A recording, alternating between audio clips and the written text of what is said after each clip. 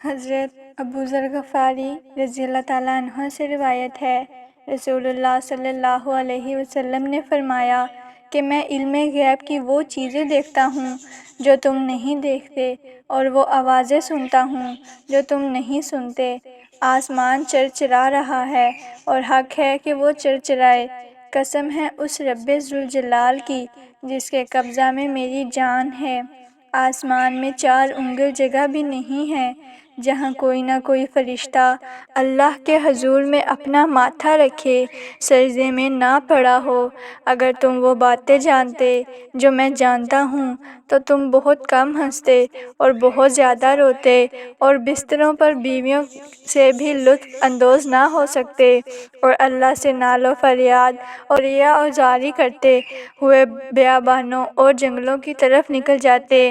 ابو ذر غفاری رضی اللہ تعالیٰ عنہ فرماتے ہیں، کاش میں ایک درخت ہوتا جو کاٹ دیا جاتا۔ اس سلسلہ کی پہلی جلد میں جیسا کہ تفصیل سے بیان ہو چکا ہے کہ خدا کے پیغمبر کا اصل کام اور مقام یہی ہے کہ اللہ تعالیٰ جو غیبی حقائق اس پر منکشف فرمائے، جن احکام کی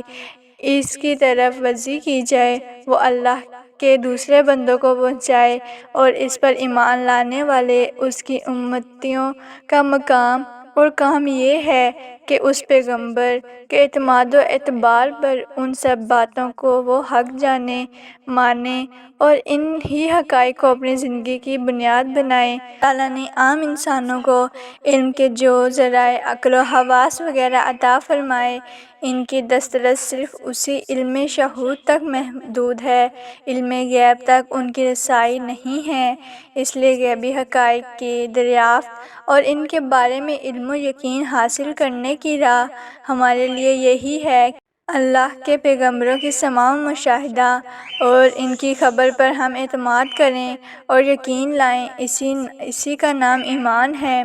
رسول اللہ صلی اللہ علیہ وسلم نے اس حدیث میں علم غیب کے اپنے اس ہیبت ناک انکشاف کا ذکر فرمایا ہے کہ اللہ کے جلال اور فرشتوں کی کثرت سے آسمان چرچرا رہا ہے، اور 4 انگل بھی جگہ نہیں اس میں ایسی نہیں ہے جہاں کوئی فرشتہ سر بسجود نہ ہو۔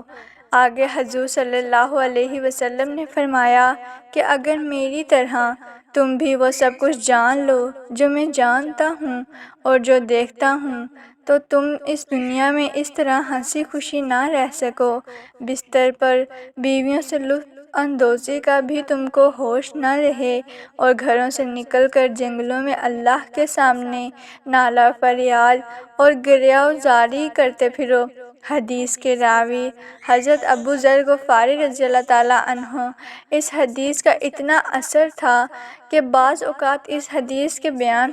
کرنے کے ساتھ ان کے دل کی یہ آواز بیان سے نکل جاتی تھی کہ اے کاش میں ایک درخت ہوتا جس کو جڑ سے کاٹ ڈالا جاتا اور پھر آخرت میں حساب کے لیے میری کوئی پیشی نہ ہوتی۔ اللہ تعالیٰ کو انسانوں سے چونکہ خلافت عارضی کا کام لینا ہے، اور وہ جب ہی ممکن ہے کہ انسان اس دنیا میں اطمینان اور سکون کے ساتھ رہ سکے، اس لیے وہ حقیقتیں اور وہ چیزیں عام انسانوں سے پردہ غیب میں رکھی گئی ہیں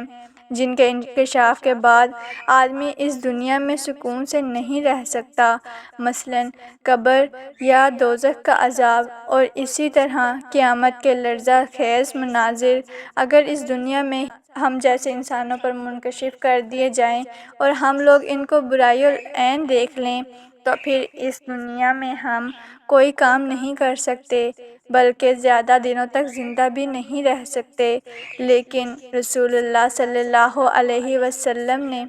اللہ تعالیٰ کو خاص کام لینا تھا، اس کے لیے ضروری تھا کہ آپ پر ان چیزوں کا انکشاف کر دیا جائے اور ایک درجہ پر ان حقائق کا مشاہدہ آپ کو کرا دیا جائے تاکہ آپ کے اندر وہ عین الیقین اور حق الیقین پیدا ہو جائے جس کی آپ کے منصب عالی اور کار عظیم کے لیے ضرورت تھی۔ اس لیے اس قسم کے بہت سے غیبی حقائق آپ پر منکشف کیے گئے، اور اسی کے ساتھ حکمت خداوندی نے آپ کے قلب مبارک کو وہ غیر معمولی طاقت بھی بخشی کہ اس انکشاف اور مشاہدہ کے باوجود آپ اپنے تمام فرائض منصبی کو بحسن خوبی انجام دے سکیں اور دنیا میں ایسی جامع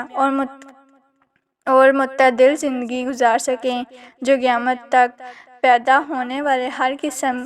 اور ہر طبقے کے انسانوں کے لیے نمونہ بن سکے۔